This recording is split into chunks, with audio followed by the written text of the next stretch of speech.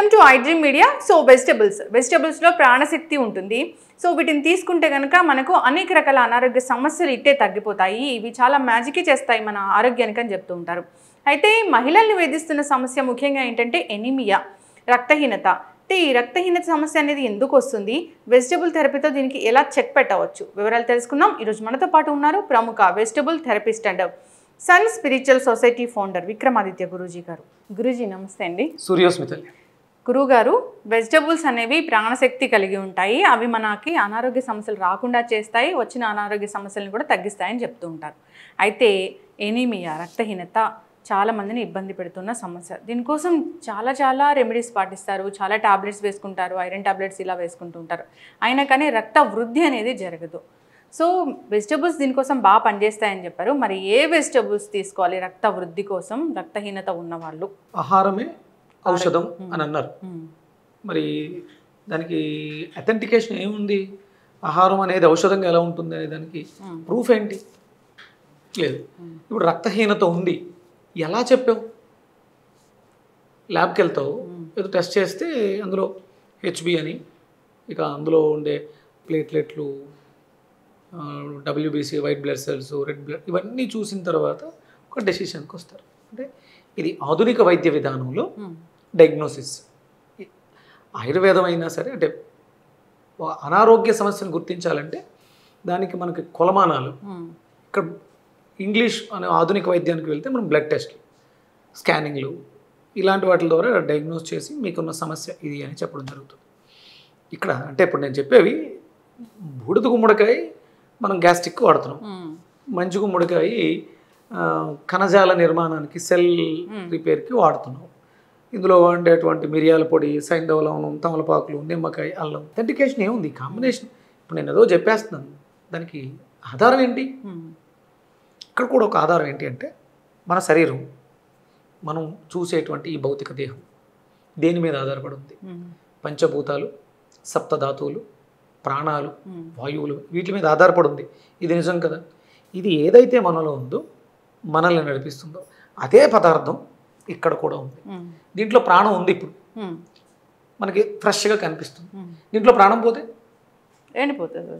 అంటే అందులో ఉన్నటువంటి ఆ 5 ఎలిమెంట్స్ మన శరీరంలో ఎలా అయితే అగ్ని, వాయువు, ఆకాశం, భూమి, నీరు, ఇప్పుడు ఇందులో వాటర్ డిహైడ్రేట్ అవుతుంది, కాయషింక్ అవుతుంది, అందులో ఫైర్ చచ్చిపోతుంది, ఆటోమేటిక్గా కుళ్ళిపోతుంది. భూమి మట్టి తత్వం ఉంది కాబట్టి ఇది మిగతా వాటిని గ్రాప్ చేయగలుగుతుంది. ఇక్కడ మనం చెప్పేది అథెంటికేషన్ ఏంటి అంటే మనం చేసేది ప్రాణశక్తితో ప్రాణాన్ని బాగు చేయడం. ప్రాణశక్తి అంటే ఏంటి? ఆక్సిజన్, కార్బన్ డైఆక్సైడ్ రెండే ఉంటాయి. ప్రాణం అంటే ప్రాణవాయువు, అపానవాయువు, ఉదానవాయువు, సమానవాయువు, వ్యాన. ఈ వాయువులు, ఈ 5 వాయువులు, వీటితో ఆధారపడినటువంటి 5 ఉపవాయువులు, ఇవన్నీ కలిపి మన శరీరం ఎన్ని లేయర్స్ ఉన్నాయి? అన్నమయ, ప్రాణమయ, విజ్ఞానమయ, మనోమయ, ఆనందమయ. ఇది ఫైనల్. ఫస్ట్ ప్రాబ్లం ఎక్కడ స్టార్ట్ అవుతుందో తెలుసా? ఇక్కడ స్టార్ట్ అవుద్ది. ఇక్కడ స్టార్ట్ అయ్యి ఇది డ్యామేజ్ అయిన తర్వాత ఇక్కడికి వస్తుంది. ఆనందమయంలోంచి విజ్ఞానమయంలోకి వచ్చి, విజ్ఞానమయంలోంచి మనోమయంలోకి వచ్చి, మనోమయంలోంచి ప్రాణమయం, ప్రాణమయంలోంచి అన్నమయం. అంటే తినడం ద్వారా, అన్నం తినడం ద్వారా ప్రాణం ఏర్పడుతుంది, ప్రాణం తినడం ద్వారా విజ్ఞానం ఏర్పడుతుంది, విజ్ఞానం ఏర్పడడం ద్వారా మనోమయం, మనస్సులో కోరికలు, ఈ కోరికలన్నింటినీ అన్నీ అయిపోయినాయి, ఆనందం ఫైనల్. ఇప్పుడు మనం ప్రతిదాన్ని రిపేర్ చేసుకుంటూ వస్తాం. అథెంటికేషన్ ఇది పూర్తిగా తెలిస్తే తప్ప మనం దేని గురించి కూడా మాట్లాడుకో. ఏ రోగం అయినా రావడానికి ముందు ఫస్ట్ ఆనందం చెడిపోయింది, మనస్సు పాడైంది, మనస్సే రోగాలకి కారణం. ఇక మీకు రీసెంట్గా సైంటిస్టులు కూడా తేల్చి చెప్పింది, మీకు వచ్చిన రోగాలన్నింటికి కారణం మనసు చెడిపోవడమే. ఇప్పుడు బ్లడ్ తయారవ్వట్లేదు బాడీలో, ఇది ఎముకలకు సంబంధించినటువంటి వ్యవస్థ. మనం దీన్ని మన వెజిటబుల్ థెరపీలో 9వ స్థానంగా తీసుకుంటాం. ధనస్సు రాశి, కాన్ఫిడెన్స్ లెవెల్స్.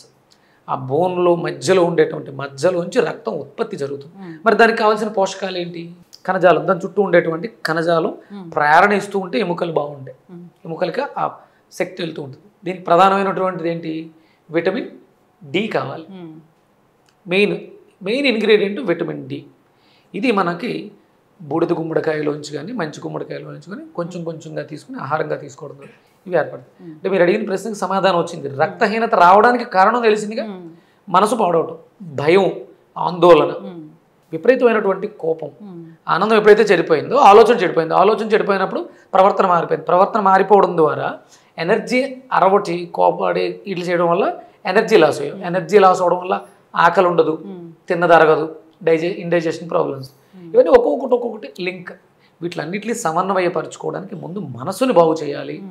ఆ మనసుని బాగు చేయడానికి మనకు అద్భుతంగా మంచి గుమ్మడికాయ ఉపయోగపడుతుంది. ఇది మనలో ప్రేమతత్వాన్ని పెంచుతుంది. అలాగే బూడిద గుమ్మడికాయ ఎసిడిక్ నేచర్ని ఆల్కలైన్ చేస్తుంది. ఇందులో మంచి పోషకాలు ఉన్నాయని చెప్తాం. ఇది ధైర్యాన్ని ఇస్తుంది. దీంట్లో మనసు ఉంది, దీంట్లో ఉన్న మనసు ధైర్యం ఇస్తుంది, దీంట్లో ఉన్న మనసు ప్రేమను పెంచుతుంది. ఇవి రెండు కలవటం వల్ల కణజాల వృద్ధి చెంది తిన్న ఆహారం జీర్ణమై రక్తంగా మారుతుంది. ఇవేమి బి కాంప్లెక్స్ లేకపోతే ఈ ఫోలిక్ యాసిడ్స్ డైరెక్ట్ మనం ఇంజెక్ట్ చేయటం కాదు.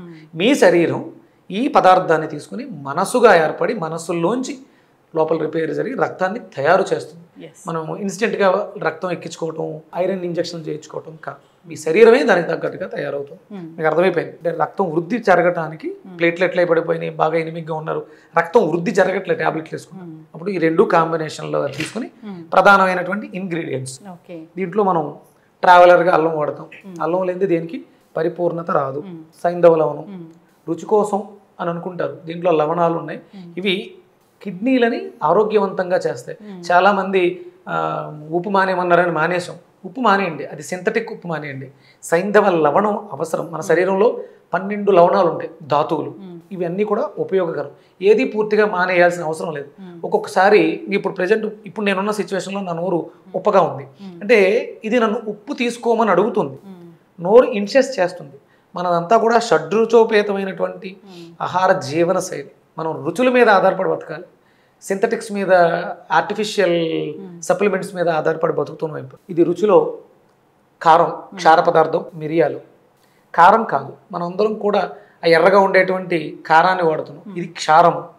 ఇది మనకి శరీరాన్ని చల్లబరుస్తుంది, ఆరోగ్యంగా మెరుగుపరుస్తుంది. అలాగే మనకి అరుగుదలను మెరుగుపరచడానికి తమలపాకులు, మ్యాగ్నెటిక్ వేవ్స్ ఉంటాయి ఇందులో. అలాగే రుచి కోసం ఇది కూడా రుచే, పులుపు అనే రుచి మనకి చాలా అద్భుతంగా ఇది ఎండోక్రైన్ గ్లాండ్ సిస్టమ్ని యాక్టివ్ చేస్తుంది. నిమ్మకాయ మనం ఈ జ్యూస్ చేసుకోవడానికి ప్రధానంగా వాడేటువంటి ఇంగ్రీడియంట్. గురూజీ, ఎవరైతే ఎనిమిక్తో బాధపడుతున్నారో, ఎనిమియా ఉందో ఎవరికైతే, సో ఈ జ్యూస్ తయారు చేసి తీసుకుంటే మంచి. ఎనిమియా అంటే రక్త లేమి, అంటే లేనితనం. అది లేకపోవడం కాదు, తయారీ లేకపోవడం. ఆ తయారీ విధానాన్ని మనం ప్రోత్సహిస్తున్నాం శరీరానికి ఇచ్చి. సో ముందుగా 1 స్లైస్ తీసుకుంటే సరిపోతుంది. తర్వాత మంచి గుమ్మడికాయ బాగా పండింది అయితే బాగుంటుందా గురుగారు? అంటే కొంచెం మెచ్యూర్డ్గా ఉండాలి ఎప్పుడు కూడా. ఇది పర్లేదు, బాగానే ఉంది, ఇంకొంచెం ముదిరితే ఇంకా బాగుంటుంది. ఇప్పుడు మనం మార్కెట్లో గుమ్మడి గింజలు కొనుక్కుని తింటున్నాం. గుమ్మడికాయ జ్యూస్కి చాలా అద్భుతమైనటువంటి విలువలు ఉన్నాయి. ఇది కూడా సంతానలేమితో బాధపడే వాళ్ళకి మంచి గుమ్మడికాయ అద్భుతమైనటువంటి సంతాన యోగ్యతను ఇస్తుంది. A to Z వాడేయాలమ్మ, తొక్కతో సహా. బూడిద గుమ్మడికాయ ముక్కలు, మంచి గుమ్మడికాయ ముక్కలు, చిన్న అల్లం ముక్క, చిన్న అల్లం ముక్క.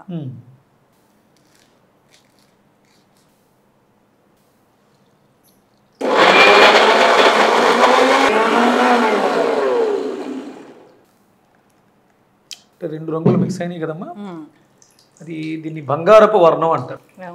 ఎందుకంటే ఇందులో ఉన్నటువంటి ఆ కలర్, ఆరెంజ్ కలర్ ఏదైతే ఉందో దీంట్లో ఉన్నటువంటి గ్రీన్ రెండు మిక్స్ అయ్యి మనకి ఇది గోల్డెన్ ఎల్లో అనొచ్చు. అవును. అయితే గురూజీ, దీంట్లో డి విటమిన్ పుష్కలంగా ఉంటుందా?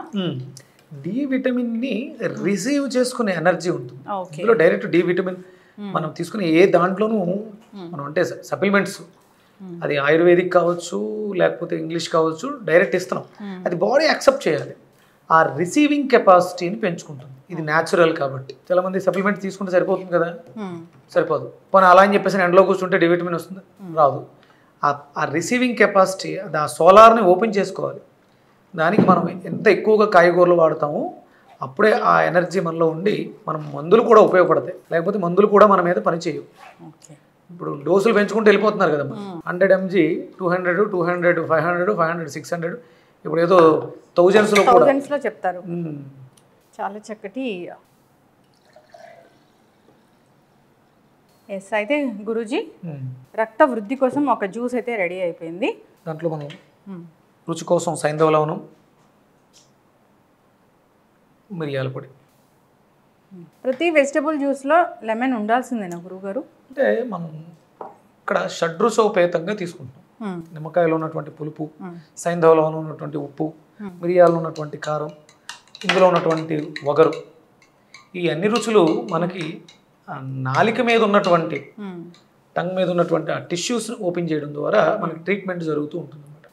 రక్త వృద్ధికి కావలసినటువంటి పోషక విలువలతో ఉన్నటువంటి జ్యూస్, ప్రకృతి నుంచి వస్తున్నటువంటి విటమిన్స్ ని రిసీవ్ చేసుకునే ఎనర్జీ డ్రింక్ ఇది.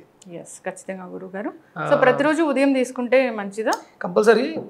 అంటే సమస్యతో బాధపడేవాళ్ళు, విటమిన్ డి డెఫిషియన్సీ, మేము ఎండలో ఉంటున్నాం అయినా సరే రిసీవింగ్ కెపాసిటీ లేదు, మాకు డైజెషన్ ఇష్యూస్ ఉన్నాయి, మనసు ఎందుకో అంటే కేవలం ఫిజికల్ హెల్తే కాకుండా మెంటల్ హెల్త్ని కూడా ఇది కరెక్ట్ చేస్తుంది. మానసికంగా లవింగ్ కైండ్నెస్, కంపాషన్, హ్యాపీనెస్, ఇప్పుడు ఎవరి జీవితాల్లోనూ పీస్ లేదు. అవును, ఇది లవింగ్ కైండ్నెస్ని, హ్యాపీనెస్ని కూడా ఈ జ్యూస్ తీసుకొస్తుంది. అంటే మనస్సుని తయారు చేస్తుంది.